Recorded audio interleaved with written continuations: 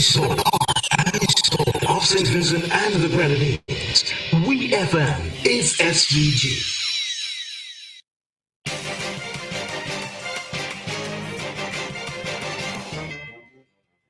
We will now bring to you WEFM's Midday News, coming to you with the kind compliments of Courts St. Vincent Limited.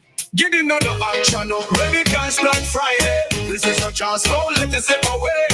In January 2025, no security needed, make your dreams come alive. Looking for cash? Black Friday deals. Sports Ready Cash has it all, and it's waiting for you right now. Big Black Friday loans, no security needed. Pay nothing until 2025. No stress. Offerings November 29, 2024. Come on down to any core store. Normal lending criteria. Conditions apply. Courts Ready Cash, making dreams come alive. This is your time. Visit any Courts or Ready Cash locations. Courts Ready Cash, ready when you are. Welcome to WEFM's Midday News, coming to you with the kind compliments of Courts St. Vincent Limited. I am your presenter, Dianna Cain. In local news, a contingent of 18 members has traveled to Trinidad and Tobago to represent St. Vincent and the Grenadines at the Special Olympics Beach Games. The team left SVG on Wednesday, November 6th to participate in the first Special Olympics Caribbean Initiative Beach Games taking place in Trinidad and Tobago. The team is headed by Ms. Cezevra Joseph, the National Director of the SVG Special Olympics Organization, and includes 4 coaches, 12 athletes, and 1 family member. SVG will participate in football, park, and swimming at the Games, which will run from November 8th to 10th, 2024. Minister of Sports, Honorable Dr. Orlando Brewster, saw the team off and wished them a successful and injury-free competition. The Royal St. Vincent and the Grenadines Police Force is currently investigating the circumstances surrounding a shooting incident that occurred in the early hours of November 7th, 2024, in the Petit Badel Mountains. Police say preliminary reports indicate that 3 men sustained multiple gunshot injuries after they were approached by 2 masked gunmen who opened fire before fleeing the scene. Upon responding to the incident, police discovered that 2 of the 3 men had been fatally shot. The district medical officer officially pronounced the 2 men deceased, and a post-mortem examination will be conducted soon to determine the exact cause of death. Police say the investigation is ongoing and urges anyone with relevant information to come forward. As part of its initiative to bridge the gap between the police and the public and positively transform lives across the nation, the Royal St. Vincent and the Grenadines Police Force has undertaken several initiatives. One outcome of these initiatives is the inspiring story of Josh Bruce, a young man from Clare Valley. As a direct result of the positive connections made through their outreach efforts, the officers at the Kittles Police Station chose to adopt Josh, taking a vested interest in his welfare and educational journey, as well as that of other youths. Demonstrating their care and commitment, the officers pooled their resources to cover the cost of Josh's 8 CSEC examination subjects. The gesture was commemorated with a heartfelt handing over ceremony that took place on November 6 this year at the Bookament Bay Secondary School. Josh, a student of the school, was accompanied by his mother, Miss Veldine Bruce, who expressed deep gratitude to the police for their support and encouragement. Miss Heather Stewart, the school's principal, was also present and spoke highly of the initiative, commending the police for their efforts and urging continued mentorship of youths across St. Vincent and the Grenadines. The Royal St. Vincent and the Grenadines Police Force says this initiative highlights the Central Division's dedication in fostering meaningful connections and building trust as a vital part of the Royal St. Vincent and the Grenadines Police Force's broader commitment to community transformation. In news of the region, Chief Medical Officer in the Ministry of Health of Grenada, Dr. Sean Charles, has confirmed that chikungunya and Zika are currently circulating in the country. Medical and healthcare providers first became aware of the circulation of the viruses after it was disclosed in the Ministry of Health's Epidemiology Surveillance Bulletin for week 43, which is the period October 21st to 27th.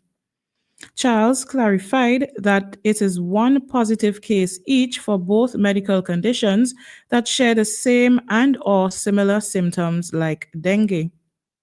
Grenada has been experiencing an outbreak of a significant rise in dengue cases, which is also transmitted via the Aedes aegypti mosquitoes since May 2023, and the Environmental Division in the Ministry of Health has been fogging several communities. The epidemiology surveillance report also shows that besides the circulation of the Zika, dengue, and chikungunya viruses, other viruses circulating in Grenada are the COVID-19 virus as well as influenza A H1N1, influenza A H3N2, rhinovirus, adenovirus, parainfluenza 3, and respiratory syncytial virus RSV.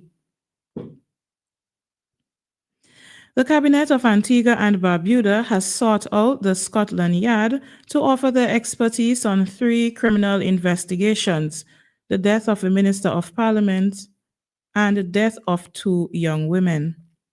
The Cabinet said that it held a lengthy discussion on the murder of MP Asot Michael, who was found lying in a pool of blood inside his residence on Monday. During the meeting, Attorney General Steadroy Benjamin reached out to the Commissioner of Police to inquire about any new developments in the ongoing criminal investigation, and police say they have questioned multiple individuals. One of the cases is of 16-year-old Jennifer Bridge, whose body was discovered on June 28th in a wooded area along Fig Tree Drive. Her 2-year-old son had been found alone hours earlier, raising concerns about the circumstances surrounding Jennifer's death. The other case is of 15-year-old Acacia James, whose body was found on a beach with her hand apparently severed in August. The government has enlisted Scotland Yard's expertise to get to the bottom of these cases and bring the perpetrators to justice. In international news, a recent series of volcanic eruptions on an Indonesian island has left at least 10 people dead, according to Indonesia's National Disaster Management Agency. Firman Yosef, an official at the Mount Lewotobi Laki-Laki monitoring post, said the eruption at Mount Lewotobi Laki-Laki around midnight spewed a thick brownish ash as high as 2,000 meters into the air, and hot ashes hit several villages, burning down houses, including a convent of Catholic nuns. Yosef stated that at least 10,000 people have been affected by the eruption in 6 villages of Wulangitang district and 4 villages in Ailbura district. Some have fled to relatives' houses, while the local government is readying schools to use as temporary shelters. This eruption is Indonesia's second volcanic eruption in as many weeks, as one of the country's most active volcanoes, Mount Marapi, erupted on October 27th. Lewotobi Laki-Laki is one of the 120 active volcanoes in Indonesia, an archipelago of 280 million people. The country is prone to earthquakes, landslides, and volcanic activity because it sits along the Ring of Fire, which is a horseshoe-shaped series of seismic fault lines around the Pacific Ocean.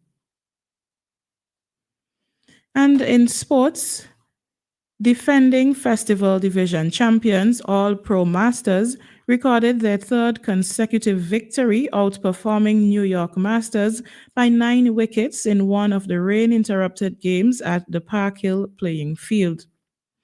New York Masters managed 63 all out in 15 overs. Michael Mofford, 3 from 1 over. 3 for 1, from 1 over. Arvind Kumar, 3 for 16, and Deepak Kumar, 3 for 17, curtailed the New York Masters' progress. In reply, all Pro Masters made positive strides, reaching 49 for 1 in 5 overs, with Alvarado Bryce scoring 25 and Randy Ramana 20 not out before no further play was possible. Also in the Festival Division, North Leeward Masters took down Mustique Company Masters by 5 wickets via the Duckworth-Lewis method at the Sion Hill playing field. The finals of the 2024 National Lotteries Authority, SVG Tourism Authority, Independence International Masters T20 Cricket Festival are set to be held tomorrow at the Sion Hill playing field at 10 a.m. and 2 p.m. This was WEFM's Midday News, and I have been your presenter, Dianna Cain. Join us at 3 o'clock as we bring to you WEFM's 3 p.m. news. WEFM's Midday News came to you with the kind compliments of Courts St. Vincent's Limited. If you're working for a while, come by Courts, I'll make you smile. Courts Black Friday come around. We are the best prices in town. Yeah, it's back, Courts Black Friday. I tell you, hurry fast, traffic on the highway. You know we got unbeatable prices. And furniture, electronics and appliances. Are you coming, say yeah. Weekly prices. Biggest and best deals of this season. Shop and credit to win big. And when you figure to next year, February, rock out and come down to Courts. Courts already load. Courts already